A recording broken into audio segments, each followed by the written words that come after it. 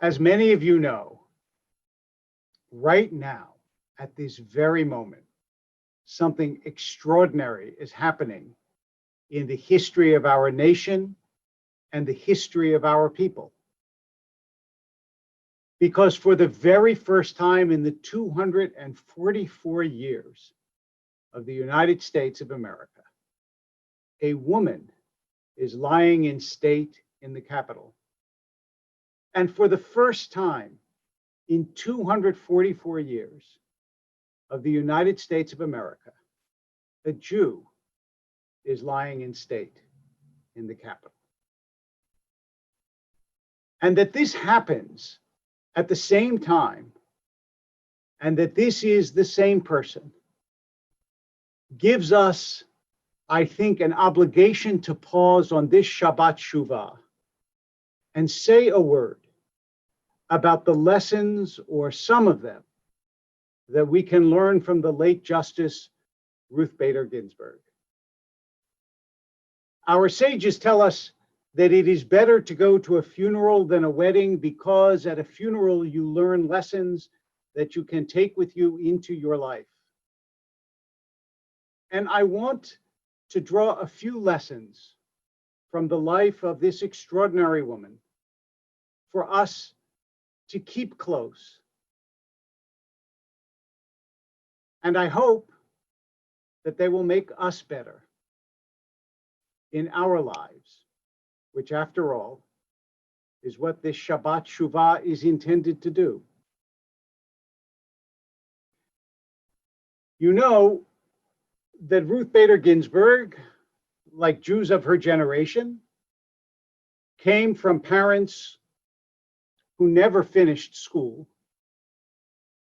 Her father was a furrier. Her mother died before she finished high school. And yet, she managed, through her own ability, her own skill, her own passion, to succeed to the highest position that a legal scholar can achieve in our nation, and therefore, in some ways, in the entire world. She did this in part because of that passion for justice and for truth that animated her life. The verse that she had on her office was Tzedek, Tzedek Tirdof, justice, justice you shall pursue. And when Lucy spoke in her beautiful bat mitzvah talk about Congressman Lewis, John Lewis, I think it is fair to say that Justice Ginsburg and John Lewis shared together this passion to see discrimination overcome of all different kinds, whether it had to do with civil rights, with gender rights. Both of them fought for the causes they believed in. But it is important in this time, I think, to remember three lessons from Justice Ginsburg's life. The first is that despite the fact that she held her views very firmly, and she argued for them vigorously, she was very famously good friends with Justice Antonin Scalia. Justice Scalia believed almost the diametric opposite of what Justice Ginsburg believed, and they argued against each other in the court, sometimes in very sharp terms. But they also went to the opera together. They also celebrated each other. And in this age, when political opponents seem incapable of believing the best of each other's ideas, I think Justice Ginsburg reminds us that someone can disagree with you, but you can still cherish them. And I have no doubt that in whatever world they dwell right now, Justice Ginsburg and Justice Scalia are still arguing and still enjoying each other. A second lesson that we learned from Justice Ginsburg's life is something she said when someone, I believe, asked her about marital advice. She said, it's important sometimes to be a little deaf. And then she said, that's not only important in marriage, it's important in life. All of us know that sometimes people will say hurtful or difficult things to us. And sometimes it helps not to hear. You must imagine that somebody as smart, as aware, as acute, as able as Ruth Bader Ginsburg heard what you said to her, but sometimes she chose not to hear it.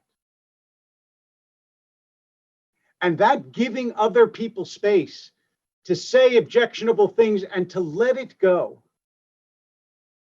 this too illustrates that this is a person who was not only smart, brilliant, but wise.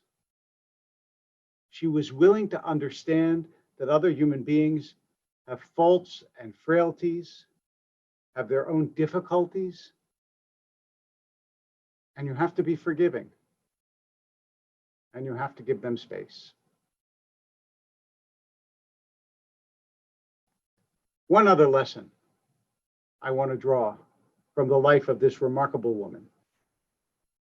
As I said, her mother died before she finished high school, and her father never finished school and became a furrier.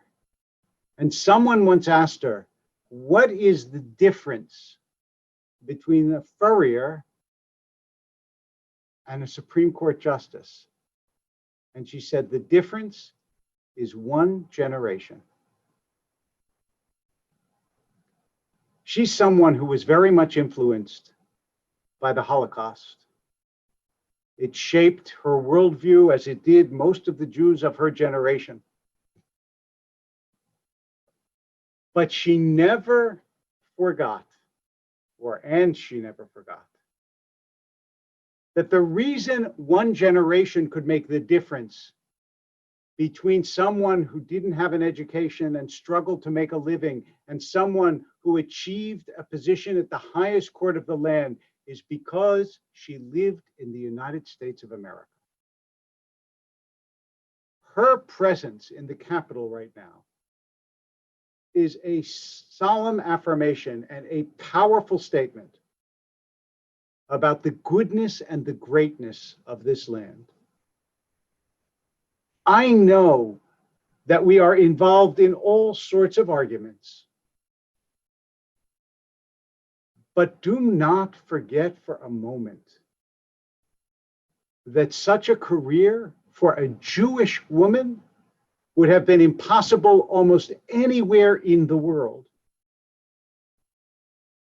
And that this country, in its greatness and in its goodness, enabled her, through her great talents and passion and pluck and wisdom, to rise to the heights. Yitter Rochel Bat Celia.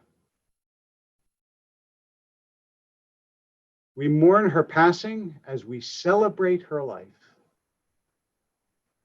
May she remain as a model for our children and our grandchildren,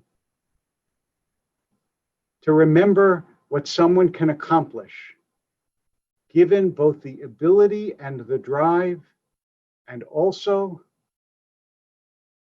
given a nation that opens its arms to opportunity, to possibility, to goodness, and to greatness.